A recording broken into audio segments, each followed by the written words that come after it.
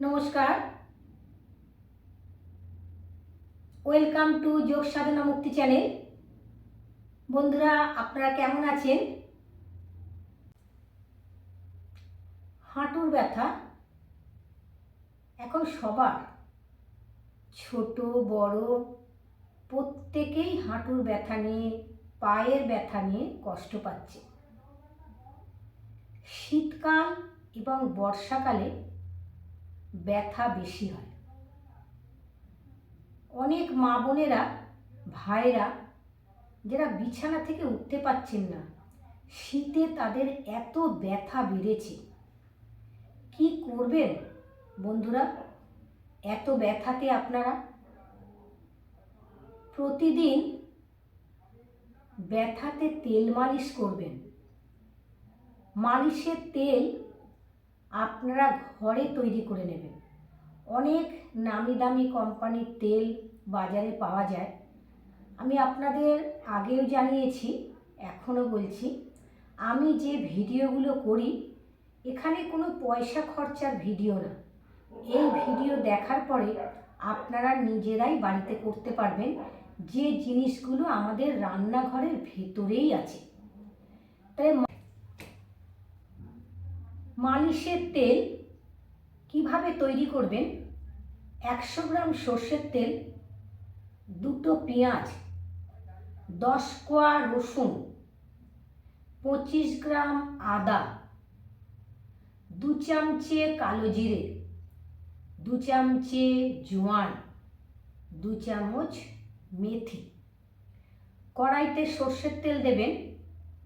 তেল গরম হলে পেঁয়াজটাকে থেঁতো করে নিয়ে তেলের মধ্যে দেবেন।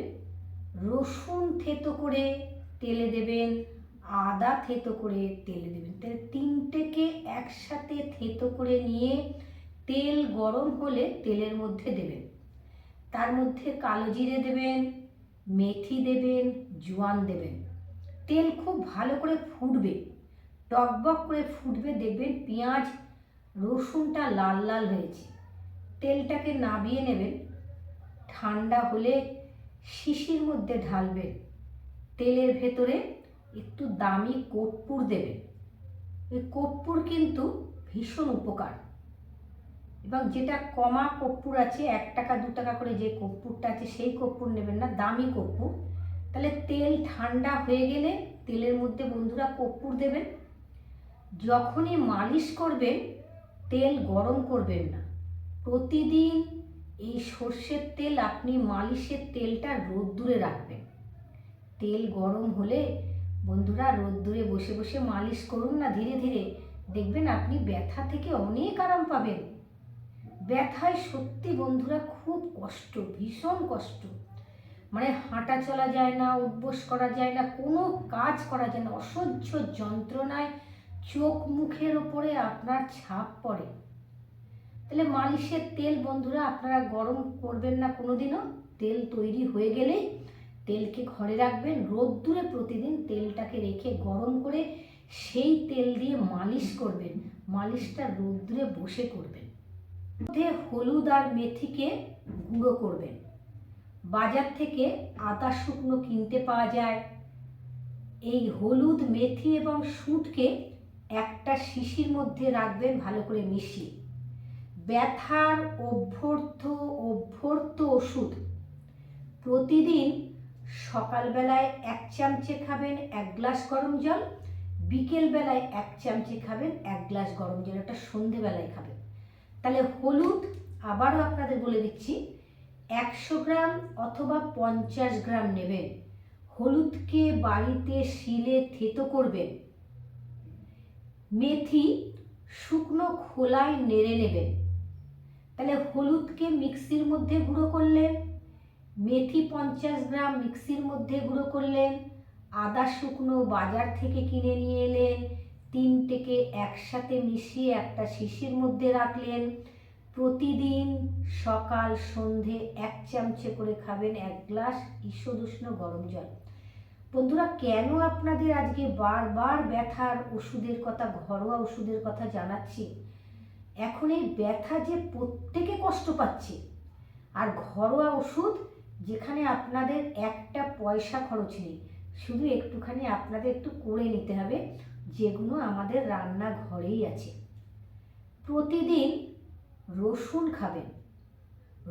যাদের পায়ের সমস্যা আছে তারা প্রতিদিন এই পায়ের সূক্ষ্ম সূক্ষ্ম ব্যায়াম করবে ব্রিদিংয়ের সাথে।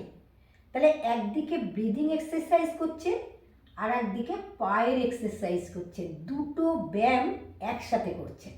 পায়ের পাতা সামনে পেছনে দেখে নিন, 1 2 3 4 5 6 7 8 9 10 11। ব্রিদিং, শ্বাস নিতে নিতে যাবেন, ছাড়তে ছাড়তে ফিরবেন। Inhale exhale, inhale exhale, 1 2 3 4 5 6 7 8 9 10 11 12 13 14 15 16 17 18 19 20 21 22 23 21 22 23 24 25 26 27 28 29 30 31 32 33 34 35 36 37 38 39 40 41 42 43 44 45 46 47 48 49 50। তাহলে প্রতিদিন এই 2 এক্সারসাইজ প্রতিদিন দিনে 2 বার করে করবেন। এই 2 বার করে এই এক্সারসাইজ করলে, তেল মালিশ করবেন, এক্সারসাইজ করবেন, রসুন খাবেন, 1 সপ্তাহের মধ্যে আপনি হাঁটুর ব্যথার উপকার পাবেন। 7 দিনে উপকার। তাহলে বুঝতে পারছেন, যদি আপনি প্রতিদিন করেন তাহলে আপনি কতটা উপকার পাবেন দিনে 2 বার করে করলে পরে আপনার হাঁটুর ব্যথা একদম ঠিক হয়ে যাবে।